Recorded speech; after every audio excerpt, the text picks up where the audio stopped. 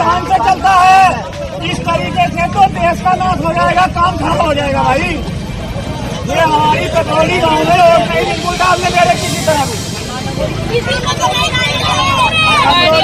नहीं डालने दे रहा प्रशासन।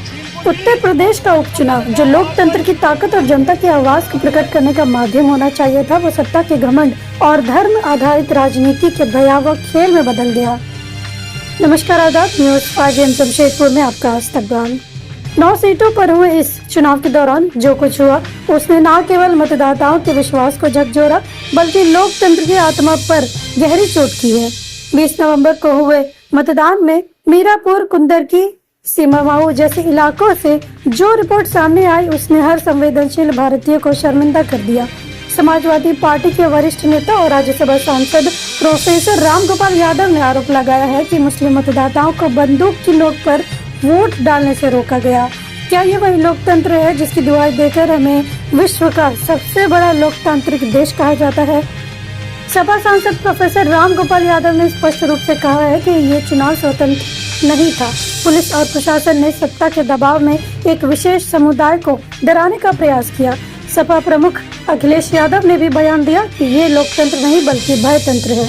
जब मतदाता स्वतंत्र नहीं तो चुनाव का क्या औचित्य? अजय प्रताप सिंह, और इनका नाम कौन नहीं जानता, कमिश्नर इंजीनियर कौन नहीं जानता। मीरापुर पुलिस थानाध्यक्ष अनिल कुमार सिंह, मेरी अपील है कि ऐसे दोषी अधिकारी तुरंत हटाए जाएं।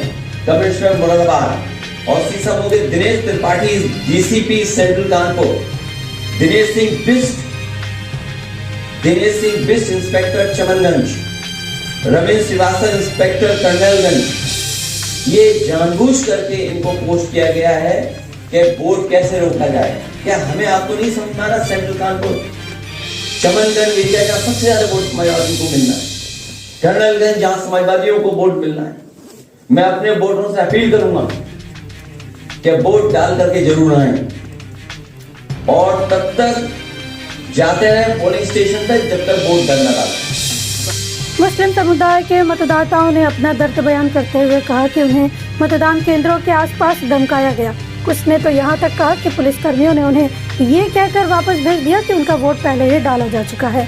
ये केवल सत्ता की भूख का परिचायक है जो धर्म और राजनीति के नाम पर समाज को बांटकर चुनाव जीतना चाहती है।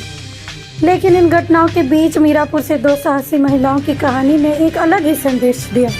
जब पुलिसकर्मियों ने डराने की कोशिश की और बंदूक की नोक पर उनके कदम रोकने का प्रयास किया तो उन्होंने कहा, हम वोट डालने आए हैं और हम वोट डालकर जाएंगे, आपके पास गोली चलाने का अधिकार नहीं है। उनका ये साहस उस डर और विभाजन की राजनीति पर तमाचा है जो आज हमारे लोकतंत्र को खोखला करने पर तुली है। ये घटना हमें सिखाती है कि अगर हिम्मत है तो हर बाधा को पार किया जा सकता है। मुख्य निर्वाचन अधिकारी नवदीप रिणवा ने इन चुनावों को शांतिपूर्ण बताया, लेकिन जब 5 पुलिसकर्मियों को निलंबित करना पड़ा तो क्या ये शांति का प्रमाण है? 49.3% वोटिंग इस बात का संकेत है कि जनता का एक बड़ा हिस्सा चुनाव प्रक्रिया से दूर रहा। यहाँ सवाल उठता है कि क्या चुनाव आयोग सचमुच स्वतंत्र है या फिर वो सत्ता के दबाव में केवल औपचारिकता निभा रहा है? धर्म की राजनीति और लोकतंत्र का हनन। योगी आदित्यनाथ की सरकार, जिसे राम राज्य की स्थापना का दावा करना चाहिए, अब भय राज्य का प्रतीक बन गई है। मुस्लिम मतदाताओं को डराना और धर्म के नाम पर राजनीति करना इस बात का सबूत है कि सत्ता आज भी लोगों को बांटने की कोशिश कर रही है।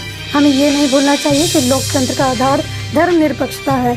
जब राजनीति धर्म का सहारा लेती है तो वो लोकतंत्र को कमजोर कर देती है। ये देश सिर्फ हिंदू या मुसलमान का नहीं है, ये हर नागरिक का है। आज जरूरत है उस साहस की जो उन 2 महिलाओं ने दिखाया। आज जरूरत है उस एकता की जो धर्म और जाति की सीमाओं को तोड़कर एक मजबूत लोकतंत्र बना सके। भारत को एक रखने के लिए हमें हर उस प्रयास का विरोध करना होगा जो समाज को बांटने की कोशिश करे।